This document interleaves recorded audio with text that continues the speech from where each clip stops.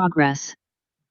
안녕하십니까. 저는 프리드리 하이에크에 대해 발표를 맡게 된 경영학과 21학번 노관우입니다.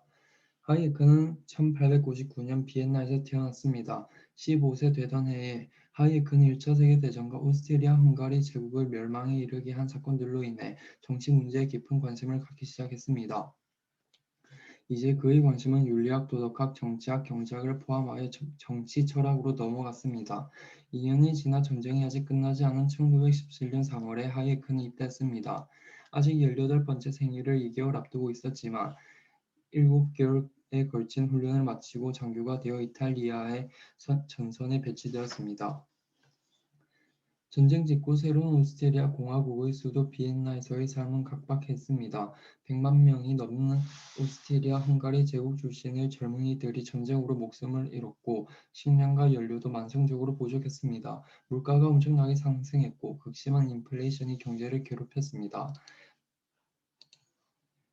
대부분의 유럽 국가들과 마찬가지로 공산주의자와 사회주의자가 정권을 잡을 수 있는 분위기가 무르익었습니다. 사람들은 갑자기 마르크스주의, 복지국가, 계획경제를 수용하고 존중하기 시작했습니다. 그러나 하이에크는 마르크스주의에 결코 매료되지 않았습니다. 그는 마르크스주의가 상당히 교조적이라 생각했고, 비록 개혁과 혁명이 시대의 정세이기는 하지만 사회주의가 답이 될 수는 없다고 믿었습니다.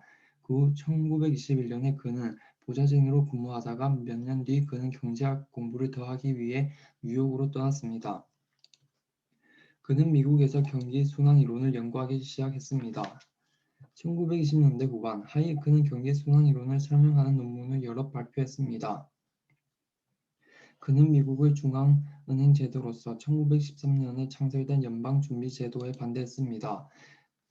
그가 인정하지 않은 것은 통화정책만이 아니었습니다. 그는 경기 순환을 완화하는 재정정책에도 반론을 제기했습니다. 그의 논문은 육정에서 논의했던 저축 과다 혹은 절약의 역설에 관한 케인스의 가정을 초기에 공격하는 것이었습니다. 케인스는 하이크는 또한 경제학 대부분의 측면에서 케인스와 생각이 다르다고 말하곤 했습니다. 케인스는 주제의 실현 가능성에 집중하는 실용적인 영국의 경제학자로서 좀 더 체계적이고 유럽식 사고방식에 많은 관심을 두지 않았습니다. 하지만 하이크는 반대였습니다. 따라서 기술적인 문제에 관해서는 두 사람이 서로를 이해하는 것은 두말할 것도 없고 용어의 의미에 관해서도 의견 일치를 보는 경우가 거의 없었습니다. 또한 케인스와는 아주 대조적으로 하이크는 정부가 개입하려는 욕구를 억눌러야 한다고 믿었습니다. 그는 불황을 단순히 과거에 과잉 축적된 자본을 청산하기 위한 기관으로서 필요하기라고 보았습니다. 한편 하이크가 활발히 활동할 당시에는 케인스의 입장이 좀 더 지배적이었습니다. 그 둘의 가장 널리 알려진 논쟁으로는 경제 혹은 경기 순환의 변동 원인에 관한 것이었습니다. 케인스는 불황이 총수요의 부족으로 발생한다고 보았습니다. 하지만 하이크는 달랐습니다. 우선 하이크의 모델은 다음과 같은 내용으로 구성됩니다. 우선 제품을 생산하는 데는 다양한 단계가 있는데 각각의 최종 제품은 원자재와 중간재의 가공을 반영합니다. 각 생산 단계에서 기업은 기계 같은 각 자본재를 설치해야 하는데 이것은 공정마다 서로 다르고 경제 부문 혹은 생산 단계를 뛰어넘어 쉽게 옮겨가지 않습니다. 따라서 자본이 일단 설치되면 특정 제품을 생산하는 데만 사용됩니다. 따라서 수요가 일시적으로 증가하여 계속 유지될 수 없는 부문으로 흘러간다면 자본이 비효율적으로 할당될 수가 있습니다. 자본 투자가 불가역적이고 이전이 불가능하기 때문에 자본은 본질적으로 움직일 수 없고 충분히 이용되지 않으면 버려집니다. 투자 자금을 공급하는 저축은 낭비되지만 경제의 다른 곳에서 더욱 효율적으로 사용될 수 있습니다. 하이에크는 자본의 부적당한 할당이 통화정책에서 비롯된다고 믿었습니다. 특히 금리가 지나치게 낮게 유지되면 통화정책이 악성 투자를 초래한다고 봤기 때문입니다.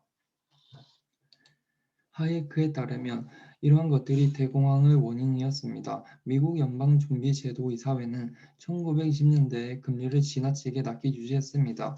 그 결과 자본 투자의 대부분이 부적당했고 1930년대에 가서는 이를 유지할 수가 없었습니다. 이처럼 쌓여있는 자본이 버려지면서 불황이 뒤따랐습니다.